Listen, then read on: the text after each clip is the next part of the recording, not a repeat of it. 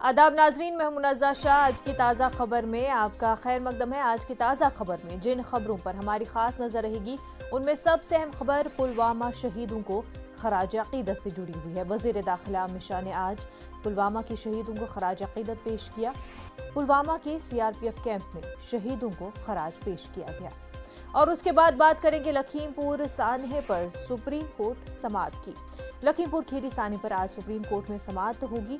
Monitoring committee status report हुकूमत को सौंप चुकी है।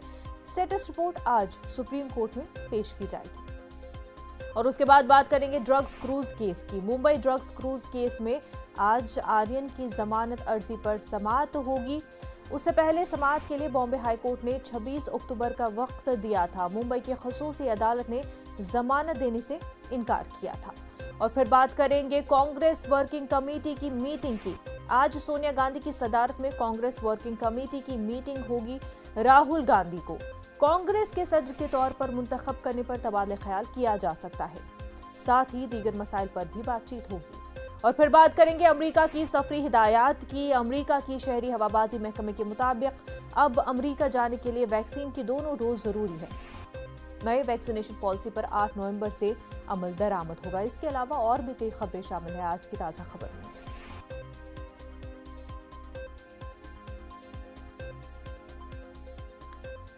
तो वजीर दाखिला अमित शाह ने पुलवामा के शहीदों को खराज अकीदत पेश किया। अमित शाह रात में पुलवामा में सीआरपीएफ कैंप में ही ठहरे थे। जवानों के साथ खाना भी खाया। अमित शाह ने ट्वीट कर कहा था कि वो जवानों के साथ रहकर उनके जज्बे को देखना चाहते थे।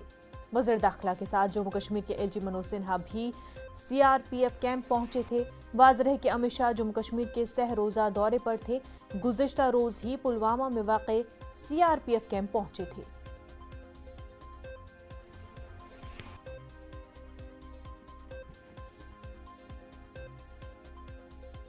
मरकजी वजीर मुख्तार अब्बास नकवी ने मरकजी हुकूमत के खुश आइंद इक़दाम से ताबीर किया। धर्म का जो भूत था वो खत्म करके भरोसे का माहौल वहां पर खड़ा हुआ है, तैयार हुआ है। और आज 370 के बाद जिस भरोसे का माहौल खड़ा हुआ है उसका एहसास जम्मू कश्मीर के लोग बहुत ही करीब से कर रहे हैं। गृह मंत्री जी हों, केंद्र के तमाम मंत्री हों, तमाम अधिकारी हों, वो दूर दराज के इलाकों में लोगों से संपर्क भी कर रहे हैं, लोगों से संवाद भी कर रहे हैं, लोगों के को विकास की हिस्सेदारी और भागीदारी के साथ जोड़ भी रहे हैं। इससे पहले क्या होता था?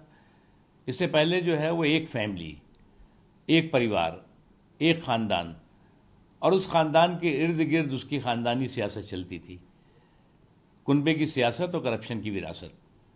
आज जो है वो लोगों की भागीदारी, जन भागीदारी हो रही है और इस बात का एहसास लोग कर रहे हैं। दिल्ली के सीमापुरी इलाके में आतिशबाजी का वाकया सामने आया है। सुबह 4 बजे के करीब पुलिस को आगजनी की इत्तला मिली थी। इस आतिशबाजी में एक ही खानदान के 4 अफराद की मौत हो गई। दिल्ली पुलिस के मुताबिक आग पर काबू पा लिया गया है। चारों अफराद की जैसे खाकी GTB अस्पताल मुंतकिल कर दिया गया है। पुलिस के क्राइम ब्रांच की टीम ने इस मामले की तहकीकात कर रही है। इसके बारे में पता क्या कि एकदम जब शीशे वगैरह टूटने लगे हैं वो धुएं से या किस कारण भी जब लोग बाहर निकले हैं क्या हुआ है एकदम, क्योंकि तकरीबन 4 बजे करीब सब उठ ही जाते हैं, मंदिर की साफ सफाई में भी लग जाते हैं, तो इसलिए देखा आग लग रही है तो सबको इकट्ठा करा। फिर दरवाज़ा नॉक किया तो छोटा बेटा नीचे सो रहा था। 10-15 मिनट बाद वो उठा, उसने ऊपर हल्ला मचाया कि खुल नहीं रहा, बुरी हालत है। फिर काफ़ी बंदे भी गए तो दरवाजा नहीं खुला है किसी कारणवश, अंदर से धुआं इतना था कि वहाँ खड़ा नहीं हुआ जा रहा था। ये देखा होगा। फैमिली के बारे में बताइए, कौन कौन? हाँ, ये दोनों मियाँ बीवी हैं जो गवर्नमेंट सर्वेंट हैं और अभी उनके हस्बैंड है जो रिटायरमेंट है फरवरी में ही अभी, और वाइफ है वो भी गवर्नमेंट सर्वेंट है। बच्चे हैं, एक स्टडी कर रहे हैं और बाकी प्राइवेट काम कर रहे हैं। हाँ, जब पुलिस को पता लगा तो मौके पे पुलिस पूरी आई है और हर डिपार्टमेंट के आदमी, उसमें फायर ब्रिगेड वगैरह भी है और जो भी है सारी टोटल समय से सब आ लिए हैं। मुंबई के एंटॉप हिल इलाके में एक पाइपलाइन की मरम्मत के दौरान खोदे गए गड्ढे में डूबने से 2 बच्चों की मौत हो गई। एक बच्चे की 9 बरस और दूसरे बच्चे की 12 बरस उम्र बताई गई है। इस मामले पर एंटॉप पुलिस AD आर के तहत मामला दर्ज जांच कर रही है। CGS कॉलोनी के यश और शियोम पार्क में खेल रहे थे, तभी गड्ढे में अचानक गिर गए और डूबने से मौत हो गई। मेरे छोटे बच्चे हैं, 11 साल के बच्चे हैं। वो गार्डन में खेल रहे थे। गार्डन के सब बाजू में ही एक बहुत बड़ा गड्ढा खोदा है और वहाँ पर इतनी परेशानी की इतनी बड़ी लापरवाही है कि वहाँ पर कम से कम एक डेमो के लिए पतरा भी नहीं लगाया है और वो गड्ढा खुला किया है। और उसके वजह से ही मेरा लड़का आज इस परिस्थिति में है और मैं आज इस परिस्थिति में इधर खड़ा हूँ। और आज प्रशासन ने अगर कम से कम वहाँ पतरा लगाया होता तो मेरा लड़का मेरे सामने होता। वहाँ पर बाउंड्री नहीं था, कुछ नहीं था करके आज मेरा लड़का। मेरे बच्चे के गाँव खड्डे की वजह से आज मौत बहुत बड़ा, और एक ही लड़का था जो आज खो दिया हमने। प्रशासन अगर उसका पतरा उतरा मार के घेरा होता तो आज हमारे को ये दिन देखने नहीं पड़ता। और प्रशासन को मैं हाथ जोड़ कर विनती करता हूँ कि इस पर कार्रवाई हो और जो भी है वो सामने आवे।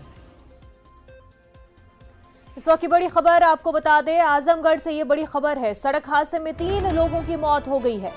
आजमगढ़ से माऊ जाते हुए पेड़ से बाइक टकरा गई। मौके पर ही बाइक पर सवार 3 लोगों की मौत हो गई है। मुबारकपुर थाना हल्के इब्राहिमपुर में यह हादसा पेश आया है। आजमगढ़ से आपको ये खबर बता रहे हैं, जहां पर सड़क हादसा पेश आया है जिसमें 3 लोगों की मौत हो गई है। आजमगढ़ से माऊ जाते हुए बाइक पेड़ से टकरा गई और मौके पर ही बाइक पर सवार 3 लोगों की मौत हो गई। मुबारकपुर थाने हल्के इब्राहिमपुर में यह हादसा हुआ है।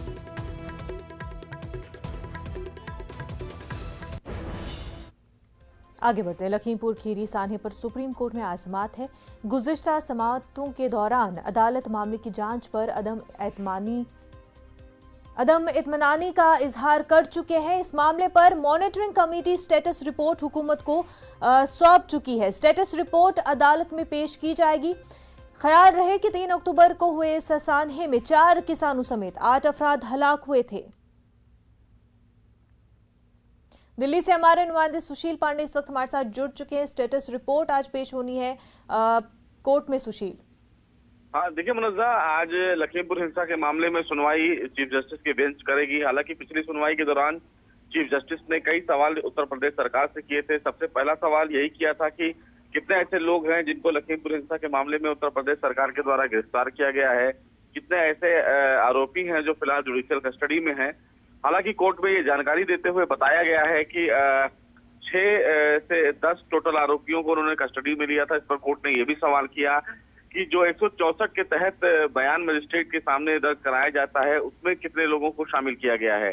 तो इन तमाम पहलुओं पर आज उत्तर प्रदेश सरकार द्वारा दोबारा एक हलफनामा दाखिल करके ये बताया जाएगा कि केस का अभी स्टेटस क्या है और क्या अभी इस बीच में आरोपियों को, जो इसमें आरोपी हैं, उनको कस्टडी में लिया गया है या नहीं लिया गया है। क्योंकि पिछली सुनवाई के दौरान सुप्रीम कोर्ट ने एक टिप्पणी भी करते हुए ये कहा था मुनज़्ज़ा कि ऐसा लग रहा है कि जैसे उत्तर प्रदेश सरकार इस मामले में अपने पैर पीछे खींच रही है, तो ये धारणा नहीं बननी चाहिए। तो इन तमाम पहलुओं पर आज एक बार फिर से सुप्रीम कोर्ट में उत्तर प्रदेश सरकार अपना पक्ष रखेगी और केस का अभी हाल क्या है उसको लेकर एक जानकारी दी जाएगी। देखना बेहद अहम होगा कि जब लगभग 11:30 बजे के आसपास सुप्रीम कोर्ट इस मामले की सुनवाई करेगा और उस सुनवाई के दौरान सुप्रीम कोर्ट में जो हलफनामा उत्तर प्रदेश सरकार दाखिल करेगी तीसरी बार, उस हलफनामे से सुप्रीम कोर्ट कितना संतुष्ट होता है, ये काफी अहम होगा। बिल्कुल सुशील, बेहद शुक्रिया आपका।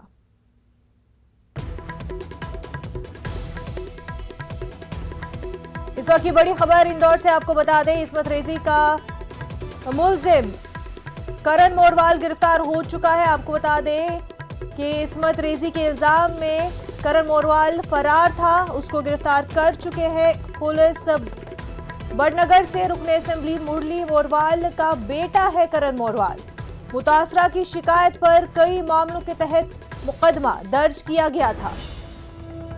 तवील अरसे से करण फरार था।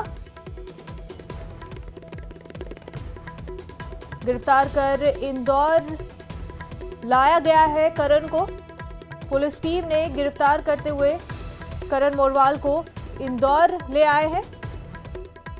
तो अहम खबर आपको इंदौर से बता रहे हैं। इस्मत रेजी के इल्जाम में करण मोरवाल जो कि फरार थे उनको गिरफ्तार कर लिया गया है। बड़नगर से रुकने असेंबली मुरली मोरवाल का बेटा है करण मोरवाल।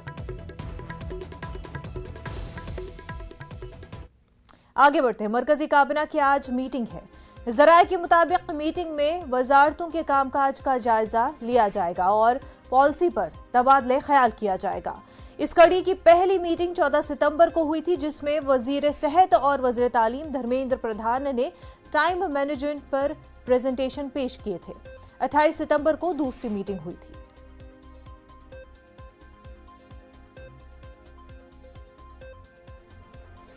क्रूज ड्रग्स केस में गिरफ्तार आर्यन खान की अर्जी पर आज बॉम्बे हाई कोर्ट समाअत करेगा। गुज़िश्ता दिनों मुंबई की खसूसी अदालत ने आर्यन खान और दीगर 2 मुलजमीन को जमानत देने से इनकार कर दिया था। खसूसी अदालत के इनकार के बाद ही जमानत के लिए बॉम्बे हाई कोर्ट का दरवाजा खटखटाया गया था।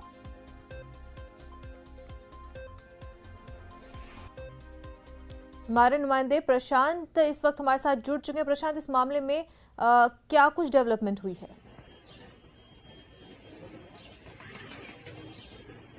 जी बिल्कुल, देखिए आज मामले की सुनवाई बॉम्बे हाई कोर्ट में है। आर्यन खान की जमानत याचिका जो है वो 57 नंबर पर लिस्टेड है। देखिए यहाँ पर 2 बातें गौर करनी वाली होगी।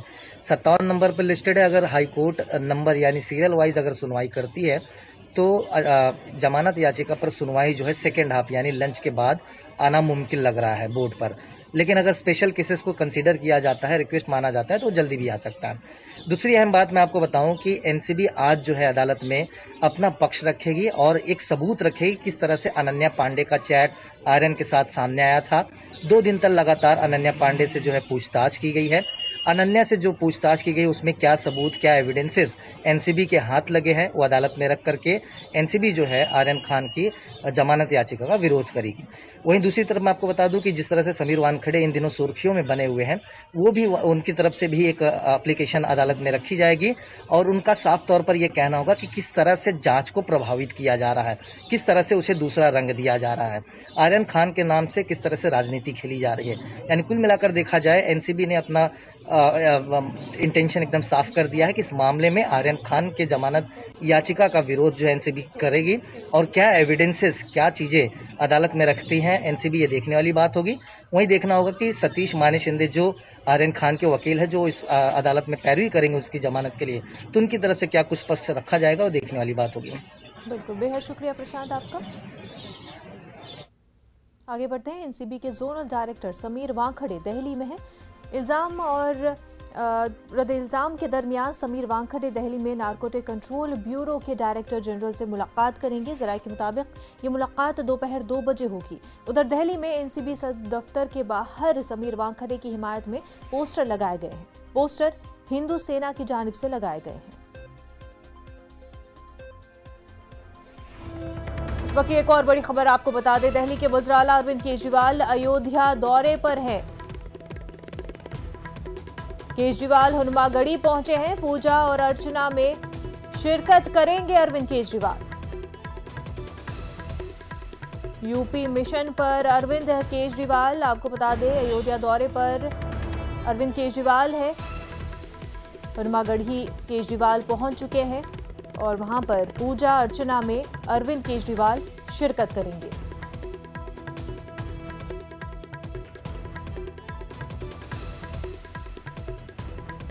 आपको बता दें उत्तराखंड और गोवा के बाद अरविंद केजरीवाल का मिशन यूपी और इसी सिलसिले में अयोध्या दौरे पर है अरविंद केजरीवाल, जहां हनुमागढ़ी केजरीवाल पहुंच चुके हैं और पूजा अर्चना में शिरकत भी करेंगे।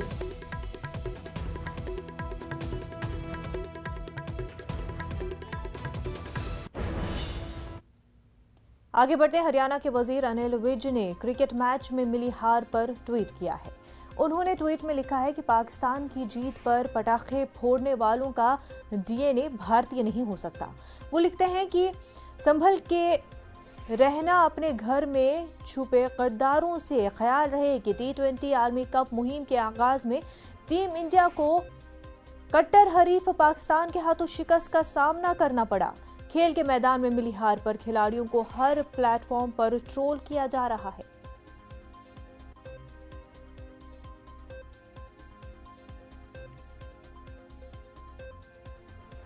आज की ताज़ा खबर में फिलहाल इतना ही। हमें दीजिए इजाज़त। आदाब।